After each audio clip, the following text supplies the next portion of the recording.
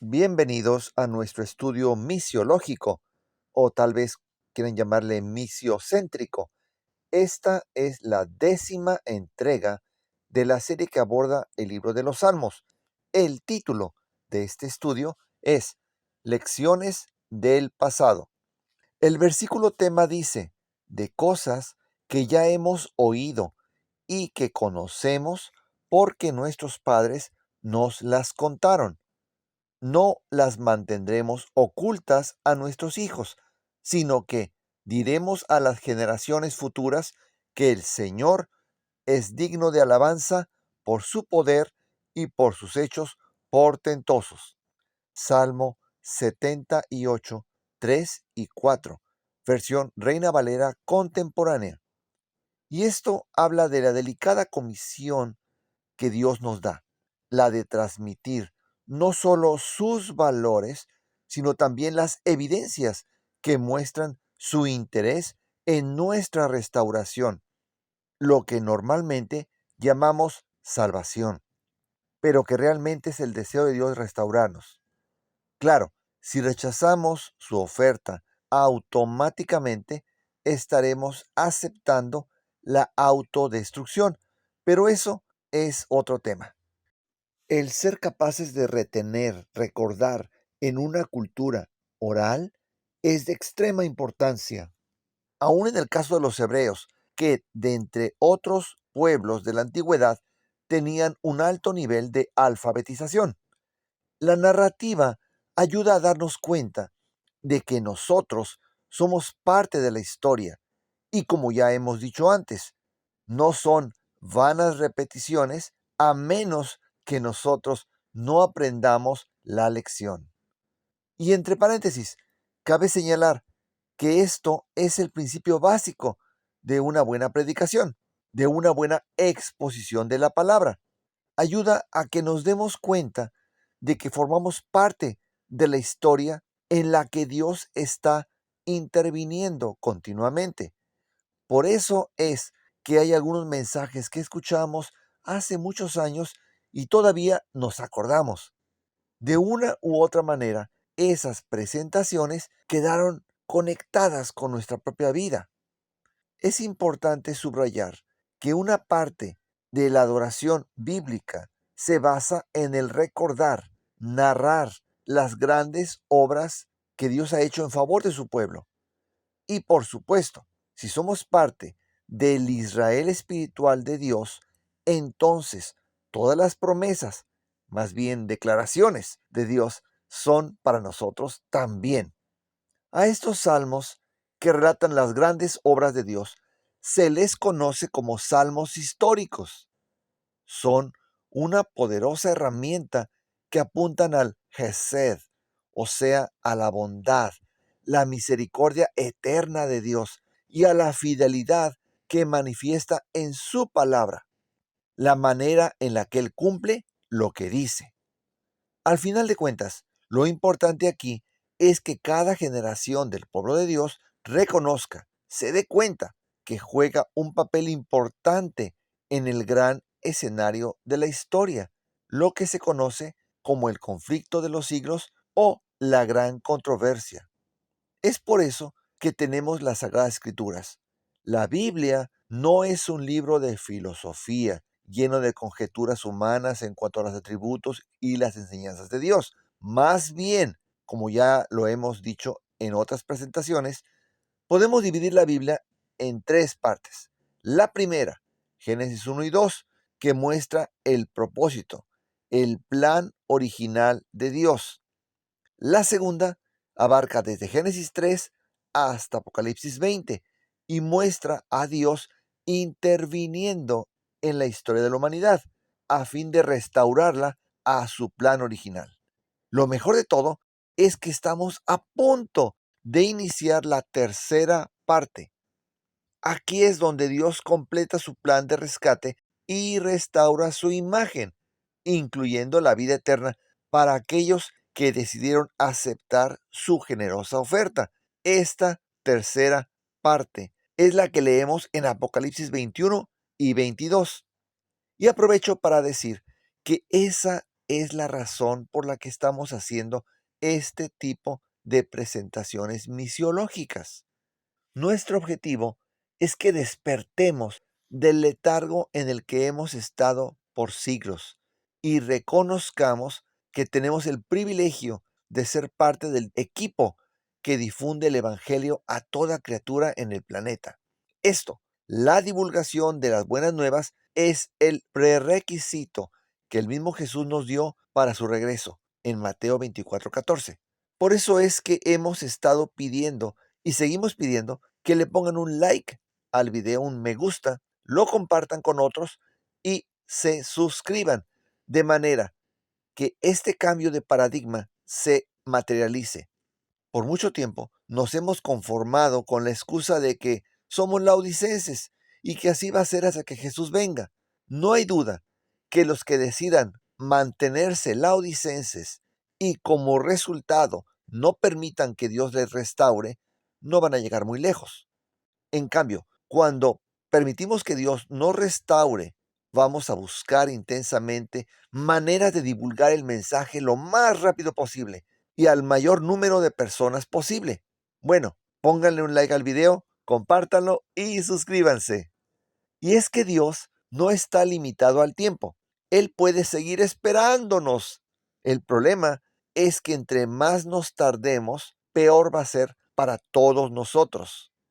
Sabemos que la Biblia, como la conocemos en la actualidad, se compone de dos partes: la Biblia hebrea o Tanaj, que malamente muchos llaman Antiguo Testamento o Viejo Testamento, y el Nuevo Testamento. De los 66 libros de la Biblia, 21 de ellos son en esencia narraciones, compuestos de historias. El resto de ellos puede ser profecía, poesía, sabiduría, literatura apocalíptica, cartas o epístolas pastorales o personales, los cuales, de una u otra manera, también se relacionan con la historia. Y es que la historia es la columna vertebral de la escritura. Es por eso que los enemigos de Dios se han encargado de atacar, desprestigiar, degradar la Biblia. En la actualidad, la Biblia es atacada no solamente de manera externa, sino también por aquellos que dicen estudiarla. Entre los llamados eruditos se habla de 8 tipos diferentes de crítica: la alta crítica, ya sea histórica, gramatical, filológica u otras. Desde el decir que como gran parte de la Biblia está escrita en forma de poesía y actualmente la historia no se escribe en poesía, entonces la Biblia no es realmente historia. Esa idea es errónea y presenta al hombre como el árbitro de lo que Dios hace. Al leer los Salmos, por ejemplo, el 78, nos damos cuenta de cómo Dios muestra su incomparable, imbatible e imparable fidelidad a través de 3 etapas clave en la historia de Israel. Número 1, el Éxodo, la salida de Egipto y la manera en la que Él les condujo y protegió en el desierto. Número 2, el establecimiento en Canaán. Y número 3, el reinado de David. A pesar de los errores y fallas de Israel, Dios no los abandona. Cuando ellos deciden apartarse de Él, lo permite y les deja que sufran las consecuencias a fin de que puedan regresar. Justamente ese es uno de los propósitos de aprender quién es Dios y que está disponible para perdonarnos. Eso tiene aplicaciones inclusive aquí y ahora en pleno siglo XXI. Así como la iglesia medieval tuvo fallas, la iglesia laodicense las tiene. Y a pesar de nuestra ceguera, necedad, apatía o rebelión, Dios quiere ayudarnos. Todo lo que tenemos que hacer es reconocer nuestra situación y regresar a Él, como hemos dicho antes, hacer teshuvah, dar una vuelta en U. Hay que hacer caso omiso de aquellas voces que nos dicen que ya hemos ido muy lejos para que Dios nos acepte de vuelta. O que nos dicen: no te preocupes, Jesús va a venir cuando haya que venir, así que no hay nada que hacer para apurarle. Tales frases van en contra de lo que la Biblia enseña. Al mismo tiempo, en el Salmo 78, el salmista contrasta la continua necedad y ceguera espiritual con la abundante paciencia y gracia de Dios. Una de las ventajas de colaborar con Dios directamente en su misión es que nos mantiene alertas. Al ser canales de la bondad de nuestro Padre Celestial, nosotros mismos nos beneficiamos. Al ser agentes de reconciliación, nos mantenemos encendidos con amor, con el amor de la verdad, el amor de Dios. Y allí mismo leemos de el no esconder a nuestros hijos lo que Dios ha hecho por nosotros. Esto ocurre cuando permitimos que otras cosas ocupen un lugar central en la mente de ellos. En Romanos 1:18 y segunda carta a los Tesalonicenses, capítulo 2, versículo 10 al 11, se nos informa de las terribles consecuencias de hacerlo. Por ejemplo, el Club de Conquistadores cuenta con más de 400 honores, de los cuales 92 enseñan desarrollo espiritual, actividad misionera y acerca de la historia de la iglesia. Pero necesitamos escoger correctamente. Y no solamente a los niños, también a los que son como niños espiritualmente, o sea, aquellas personas que no están familiarizadas con la Biblia. Un grupo que gracias a nuestra discreción como cristianos, algo que más bien yo llamaría nuestro descuido, este número de personas ha ido aumentando en la actualidad. Gente que desconoce lo que la Biblia dice. El Salmo 105 comienza diciéndonos no solo que agradezcamos a Dios con alabanzas, sino también que demos a conocer sus obras entre los pueblos. Y al final, en el último versículo, nos recuerda que la manera de dar a conocer sus obras es hacerle brillar. La palabra es halelú, que viene de la palabra halel, que significa brillar, iluminar, glorificar, hacer claro y hasta presumir. Y es que si conservamos para nosotros lo que sabemos acerca de Dios, se vuelve como el maná para el día siguiente, rancio y desabrido. Tenemos que compartirle para que recibamos diariamente un suministro fresco del cielo. Allí mismo, en el Salmo 105, se repasa la relación de Dios con su pueblo por medio del pacto, primero con Abraham y luego con sus descendientes, de manera que ellos fueran bendición para las naciones. Esa fue la razón por la que Dios llamó a Abraham en el capítulo 12 de Génesis, para que de una u otra manera fuese bendición para las naciones. Dicho de otra manera, que le hiciera Jalel, para que iluminara al mundo, para que mostrara a Dios. En algunos círculos se habla del cuarto ángel de Apocalipsis 18. ¿Qué es un ángel sino un mensajero? ¿Qué es lo que hace este ángel? Resplandece, brilla e ilumina las mentes de la gente de manera que ya no haya razón para que estén confundidos. ¿A quién representa este ángel? A nosotros, que conocemos a Dios y nos permite el privilegio de ser sus agentes en un mundo en tinieblas.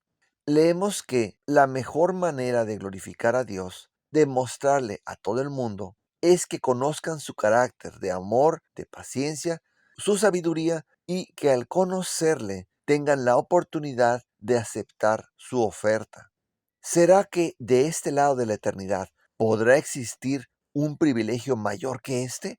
Por supuesto que no.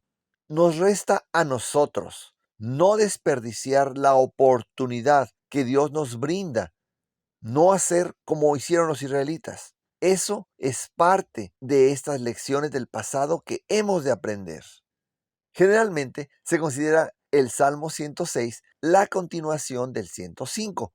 Sin embargo, a diferencia del 105, el 106 muestra la lealtad o infidelidad patológica del pueblo de Dios, solo superada por la generosa gracia del Creador.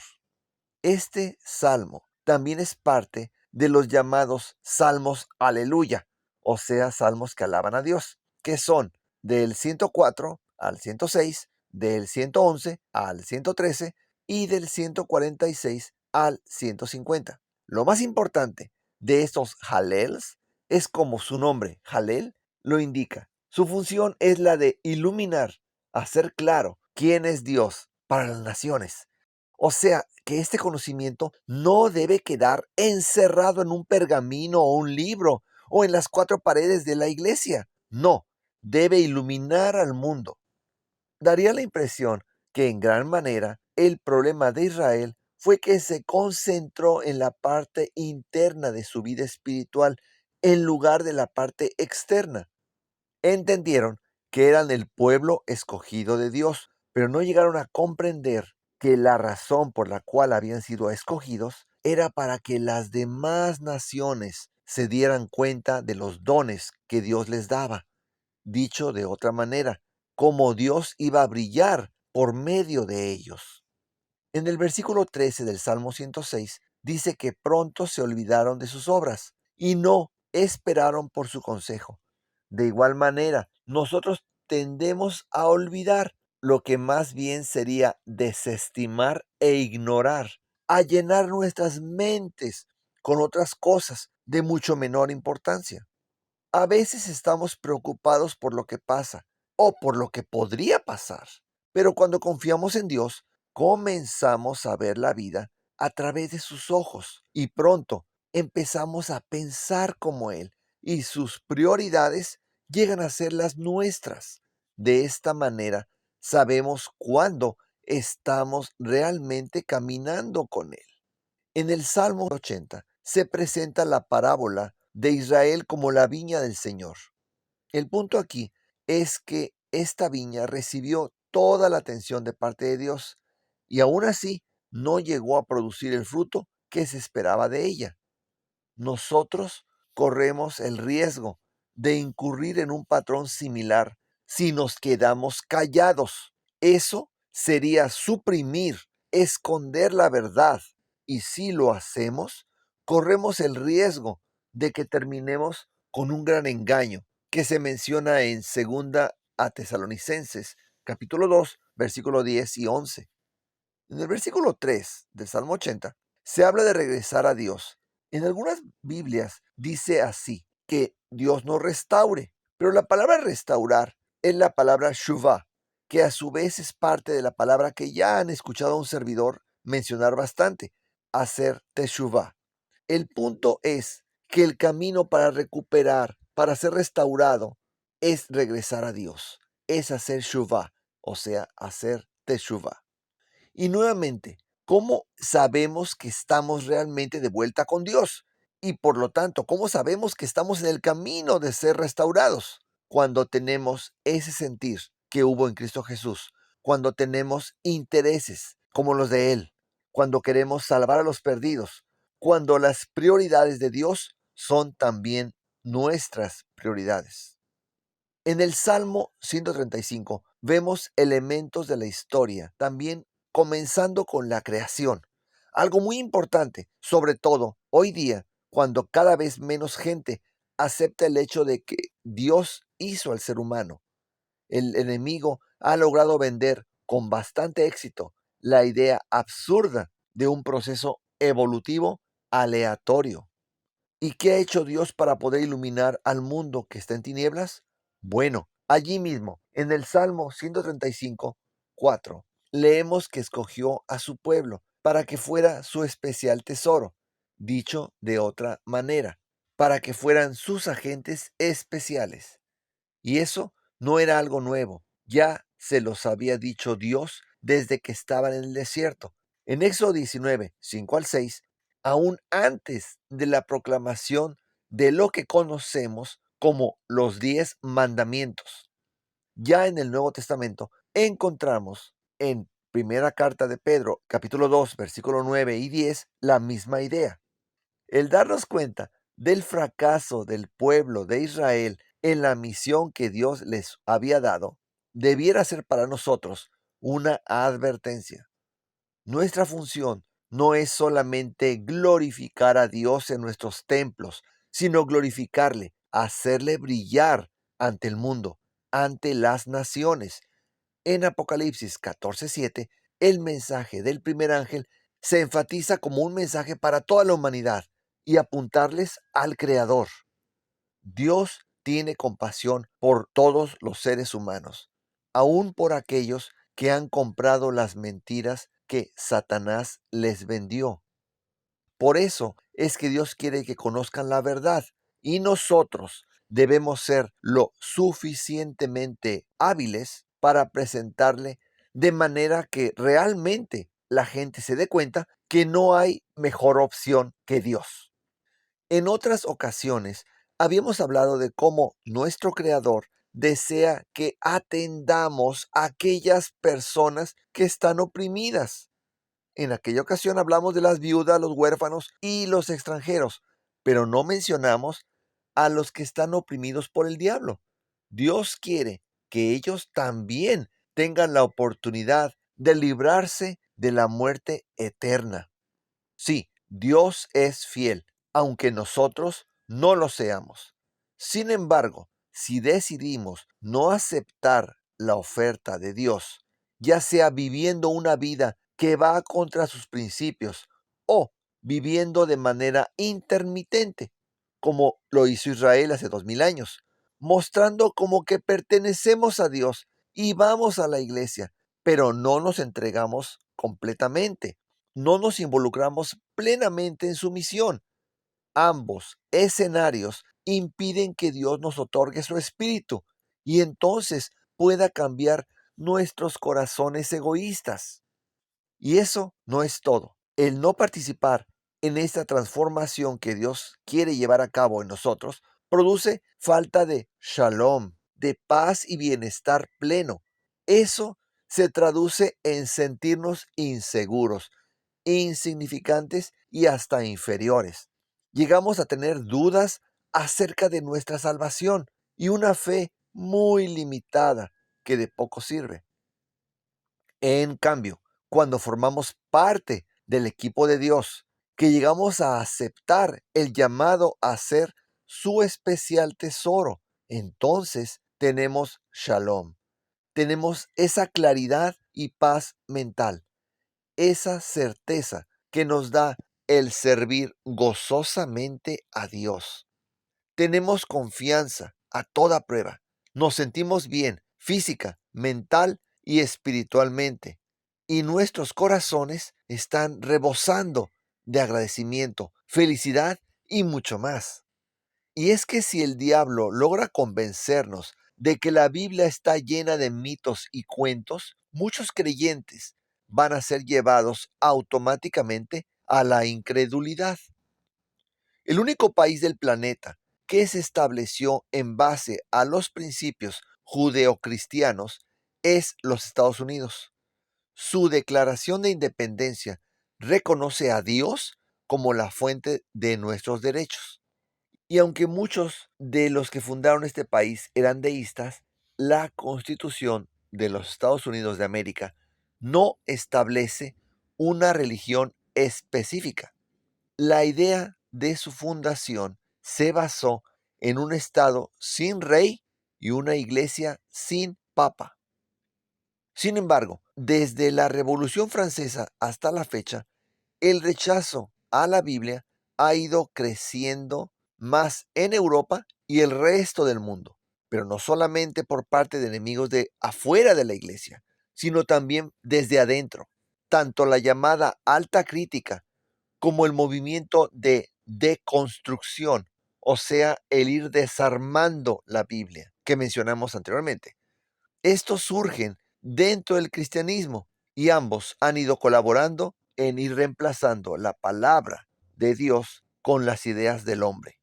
Sí, Dios es misericordioso para con su pueblo. Él es paciente para con nosotros, no queriendo que nos perdamos, sino que procedamos a arrepentirnos de nuestra conducta descuidada y rebelde. En nuestro caso, ya no estamos esperando por la tierra prometida como la herencia según leíamos en los Salmos 105, 136 y otros. A estas alturas, Jesús nos está esperando para que cumplamos con lo que nos encargó, comunicar a cada persona en el planeta su oferta de restaurarnos al propósito, al plan original. Podemos, como dice 2 de Pedro 3:12, apresurar su regreso, o podemos seguir retrasándolo con nuestra inacción, apatía e indiferencia. Estos dos videos que aparecen en la pantalla muestran cómo es que podemos alcanzar 10,000 veces, 100,000 veces más gente para Jesús. Si quieres saber más o tienes alguna pregunta, envíanos un email a bondadindestructible@gmail.com. Que el Señor te bendiga.